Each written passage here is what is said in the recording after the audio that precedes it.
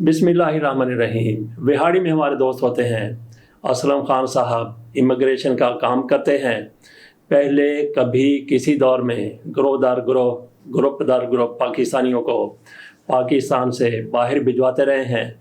ये पाकिस्तानियों की साइकी जानते हैं कि पाकिस्तानी क्या कुछ वहाँ जाकर करते हैं, रास्ते में करते हैं और पाकिस्तान में क्या करते रहे होते हैं। बहुत से पाकिस्तानियों को इमिग्रेशन वालों से भी शिकायत रहती है कि किस तरीके से ये 2 नंबर धंधा करते हैं, किस तरीके से बदउनवानी करते हैं, किस तरीके से बेईमानी करते हैं, किस तरीके से लोगों से लाखों रुपया ले लेते हैं और फिर लूट मार के बाद गायब हो जाते हैं। असलम खान साहब बहरहाल ऐसे लोगों में नहीं हैं। ईमानदारी से, दयानतदारी से, असूल के तहत काम करने वाले लोग पाकिस्तान में मौजूद हैं।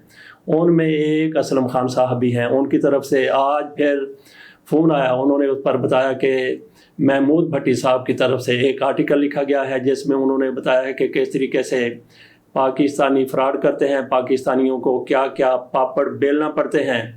वो आर्टिकल मैंने भी देखा। महमूद भट्टी साहब ने जो कुछ कहा बिल्कुल दुरुस्त कहा। महमूद भट्टी साहब का आर्टिकल आपके सामने रखते हैं। लफ्ज़ ओवरसीज़ पाकिस्तानी और बाकायदा ओवरसीज़ पाकिस्तानी होना दोनों ही इंतहाई पुरकशिश हैं। जैसे ही ये लफ्ज़ किसी के लिए कहा जाता है तो जहन में तस्वीर बनती है कि वो बहुत अमीर होगा। माजी हो या हाल, दोनों की ज़रूरतें अलग अलग हो सकती हैं, लेकिन कमाई करने के लिए बाहर जाने की ज़िम्मेदारी हर दौर में लागू होती है।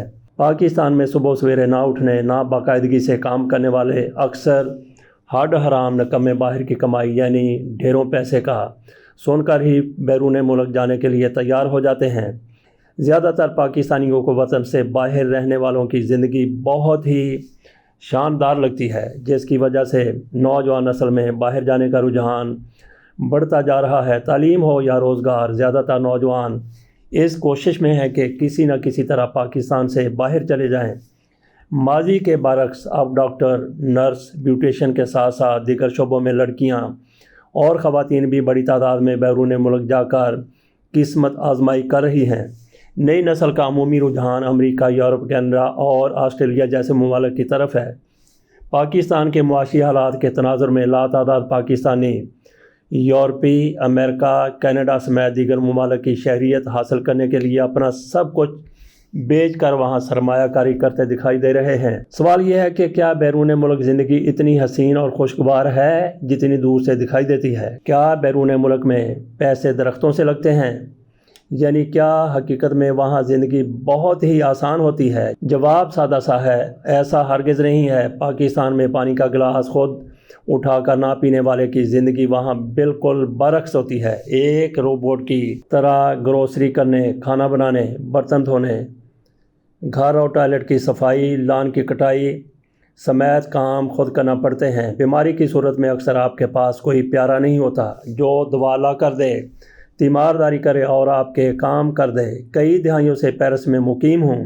एक डॉक्टर दोस्त को यहाँ आकर अपने कैरियर के हवाले से खासी मुश्किलात का सामना करते हुए देखा। महमूद भट्टी अपने आर्टिकल में मज़ीद लिखते हैं, डॉक्टर का कहना था कि अगर इन हालात का पहले से इल्म होता तो कभी सारी कश्तियाँ जलाकर यहाँ ना आता। उनका कहना था कि यहाँ आकर ही मुहावरे दूर के ढोल सहाने का असल मतलब पता चला। डॉक्टर ने पेरिस में वो काम किए जो पाकिस्तान में सोच भी नहीं सकता था। डॉक्टर का कहना है कि हाल में घर वाले और वहाँ की आसाइशें आंखों के सामने घूमती हैं। यहाँ आकर पता चला कि वो चीज़ जो दस्तरस में ना हो हमेशा खूबसूरत क्यों दिखाई देती है। डॉक्टर को गलत फहमी थी कि पेरिस पहुँचकर बआसानी रहायश हासिल कर लूँगा, लेकिन मुनासिब सा घर भी ढूंढने में 4 माह लग गए। यानी जो लोग ये सोचकर बैरून मुल्क आते हैं कि वहाँ पहुँचते ही उनकी मर्ज़ी और जेब के मुताबिक रहाइश मिल जाएगी, नामुमकिन है। डॉक्टर ने ये गलत सोच अपना रखी थी कि बैरून मुल्क में दोस्त ना सिर्फ संभालते हैं बल्कि हर लिहाज से मदद भी करते हैं।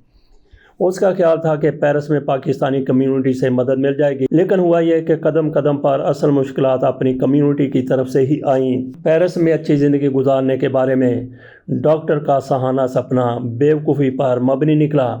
डॉक्टर ने जूं तूं करके एक डिप्लोमा मुकम्मल किया और वापस हो लिया। यही वजह है कि बैरून मुमालिक जाने वाले अक्सर डॉक्टर डिग्री या स्पेशलाइजेशन करके पाकिस्तान वापस जाकर प्रैक्टिस करने को ترجیح دیتے ہیں۔ آخر میں ضروری بات اکثر دوستوں سے سنا ہے کہ وہ جب بھی ہمیشہ کے لیے وطن واپسی کا بگل بجاتے ہیں تو ان کے گھر والے پریشان ہو کر کہتے ہیں گھر کیسے چلے گا۔ اوورسیز پاکستانیوں کا کہنا ہے کہ اوورسیز پاکستانی کی حیثیت حقیقت میں پیسہ کمانے والی مشین سے زیادہ کچھ نہیں ہے۔ ان کا یہ بھی کہنا ہے کہ فیملی سے لے کر دوستوں تک ہمارے حلقہ احباب میں ایسے افراد بدرجہ عتم پائے جاتے ہیں جو ہر قدم پر انہیں دھوکہ دینے، ان کی زمین کاروبار پر قبضہ کرنے کے لیے تیار رہتے ہیں۔ اوپر سے ترا یہ کہ پاکستانی قانون بھی ان دھوکے بازوں کو تحفظ فراہم کرتا ہے۔ حکومت پاکستان کو چاہیے کہ اوورسیز پاکستانیوں کو تحفظ دینے کے لیے ٹھوس قانون سازی کی جائے کہ کوئی انہیں بے بنیاد مقدمات میں پھنسانے اور ان کی جائیدادوں پر قبضہ کرنے کے بارے میں سوچے بھی نہیں۔ محمود بھٹی صاحب فرانس میں مقیم ہوتے ہیں، پاکستان آتے ہیں تو مقدمات کا سامنا کرنے کے لیے آتے ہیں۔ باقی محمود بھٹی صاحب کی طرف سے جو کچھ اپنے آرٹیکل میں کہا گیا، لوگوں کی نظر میں ایسا ہے کہ جیسے پاکستان سے باہر جانے والوں کے لیے پیسے درختوں پر لگتے ہیں۔ بہرحال یہ ایک عمومی سوچ ہے کہ پاکستان سے باہر جانے والے پیسے کس طرح سے اکٹھے کر کے پاکستان لے کے آتے ہیں، جائیدادیں بناتے ہیں۔ جہاں تک محمود بھٹی صاحب کا تعلق ہے، ان کے دولت مند ہونے کا تعلق ہے، محمود بھٹی صاحب کا گھر اس کی ایک بڑی زبردست روشن مثال ہے۔ لاہور میں ان کا گھر ہے، ہم ان کا انٹرویو کرنے کے لیے گئے تھے۔ اسی حوالے سے ان کے ساتھ ہم نے انٹرویو کیا تھا کہ ان کے ساتھ کس نے فراڈ کیا، کیسے فراڈ کیا، کتنا فراڈ کیا۔ اس دوران ان کا گھر دیکھنے کا موقع ملا تو اس سے تو یہی لگتا تھا کہ پاکستانیوں کے لیے جو پاکستان سے باہر ہیں، خصوصی طور پر محمود بھٹی ہیں، ان کے لیے درختوں پر لگے ہوئے پیسے نہیں ہیں، بلکہ رات کو ان کی چھت پر پیسوں کی، روپوں کی، ڈالروں کی، یورو کی برسات ہوتی ہے اور صبح اٹھ کر یہ ہونج لیتے ہیں، اکٹھا کر لیتے ہیں۔ ان کا گھر ایک پیلس کی مانند ہے جس میں قیمتی ترین دل فریب دل نشین فرنیچر ہے اور اس کے ساتھ ساتھ بڑی ہی زبردست اور دلاویز پینٹنگز رکھی ہوئی ہیں، اور پھر نوادرات کی تو کوئی مثال ہی نہیں ہے۔ دنیا میں کہاں کہاں سے، کس کے جگہ سے انہوں نے نوادرات اکٹھے کیے ہیں، اور پھر گھر کی دیواریں، چند دیواریں شیشے کی بنی ہوئی ہیں۔ اور گھر میں بنے ہوئے تالاب کی بات کی جائے تو اس کے گرد جس طرح سے پودے لگے ہوئے ہیں، درخت لگے ہوئے ہیں، وہ بھی اپنی مثال آپ ہیں۔ پودوں اور درختوں کے درمیان یہ تالاب گھرا ہوا ہے، نیلا پانی ہے۔ ہو سکتا ہے کہ یہ بھی فرانس سے منگوایا گیا پانی یا جو بھی اس میں کیمیکل ڈالا گیا ہو، اور اس کی پھر 6 دیواریں، 3 طرف کی دیواریں، ان پر بھی آئینہ لگا ہوا ہے۔ جیسا کہ ہم نے کہا کہ یوں لگتا ہے کہ بھٹی صاحب کے چھت پر پیرس میں رات کو پیسوں کی، ڈالروں کی، یوروز کی برسات ہوتی ہے، صبح کو وہ ہونج لیتے ہیں۔ ایسا ہرگز نہیں ہے۔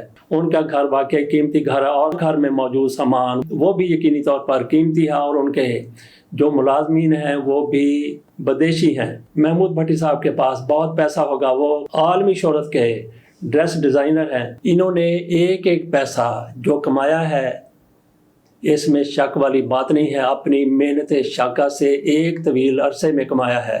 اس طرح کے بہت سے پاکستانی ہیں جو پاکستان سے باہر گئے، انہوں نے محنت کی، ارب پتی ہو گئے، کھرب پتی ہو گئے۔ ان میں سے ایک محمود بھٹی صاحب بھی ہیں۔ اب آ جاتے ہیں اسلم خان صاحب کی طرف۔ اسلم خان صاحب کا امیگریشن کا کام رہا ہے، کاروبار رہا ہے، تو وہ ہمیں بتاتے رہتے ہیں کہ پاکستانی باہر جا کر کیا کرتے ہیں۔ کئی تو منگتے بن جاتے ہیں، مانگنا شروع کر دیتے ہیں، پاکستان کو بدنام کرتے ہیں، اور وہاں جا کر اور بھی بڑے بڑے فراڈ کرتے ہیں۔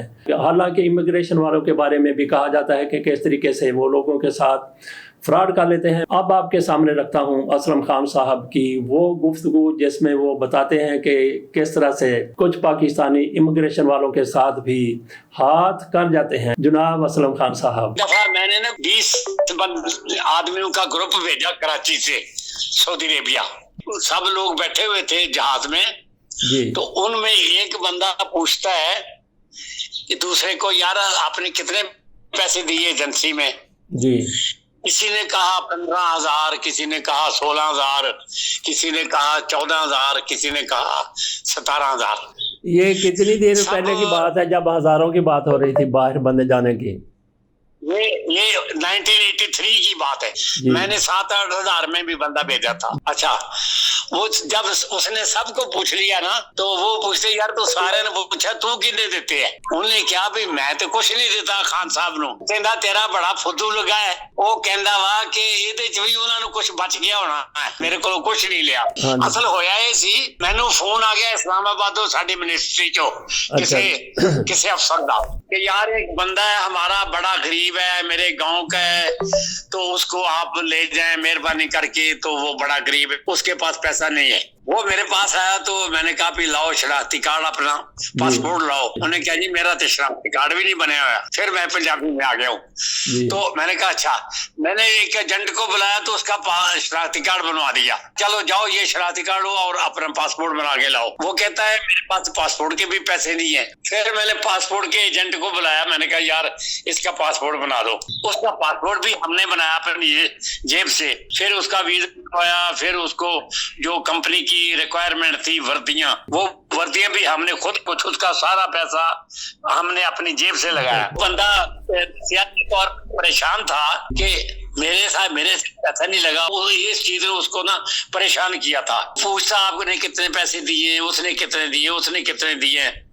तो वो जब कहते हैं ना तुमने सबको पूछा तुमने क्या दिया, मैंने तो कुछ नहीं दिया. साथी क्या लगे जिਵੇਂ मैं पहले दसे वो कहता तेरा बड़ा दा लगा फुद्दू लग गया. उन्हें क्या ਇਹਦੇ ਚ ਵੀ ਖਾਨ ਸਾਹਿਬ ਨੂੰ कुछ बच गया होना. तो इस तरह की और भी बहुत सी बातें हैं जो हमारे लोग जाते हैं ना जी, वहां पे कोई अच्छे भी हैं 1%, ऐसी भी कोई बात नहीं, कुछ बेहतर भी हैं, मगर अक्सरियत से भी ज्यादा मोर देन मेजॉरिटी जो है ना वो सारे ठग हैं, चीटर हैं, झूठ बोलते हैं, लोगों को धोखा देते हैं. वहां भी ये आपके सामने हमने असलम खान साहब की गुफ्तगू रख दी जिसमें उन्होंने बताया कि किस तरह से एक ऐसा शख्स जिसको उन्होंने पाकिस्तान से बाहर भिजवाया, वो भी कह रहा था कि हो सकता है कि असलम खान साहब ने इसमें से भी कुछ कमा लिया हो. आखिरकार इन्होंने क्या कमाया होगा. असलम खान साहब से हमारी इस मौजू पर गुफ्तगू होती रहती है. आइंदा भी इंशाल्लाह इनसे हमारी बात जारी रहेगी. महमूद भट्टी साहब का भी आपने नुक्ता नज़र सुन लिया. इसके साथ इजाज़त दीजिए और ख्याल कीजिए कि अगर आपने पाकिस्तान से बाहर जाना है तो फिर बड़ी एहतियात के साथ, बड़ी तहकीक के साथ ऐसे लोगों को देखें, ऐसे इमिग्रेशन वालों को देखें जो ईमानदारी से, दयानतदारी से ये काम करते हैं. 2 नंबरियों से बचने की कोशिश करें. असलम खान साहब कहते हैं कि उन्होंने आजकल ये सिलसिला ख़त्म कर दिया है, वो इमिग्रेशन का काम नहीं कर रहे. अगर वो कर रहे होते तो यकीनी तौर पर ऐसे लोगों के थ्रू बाहर जाना आपके लिए फ़ायदेमंद साबित हो सकता था. अल्लाह हाफिज़.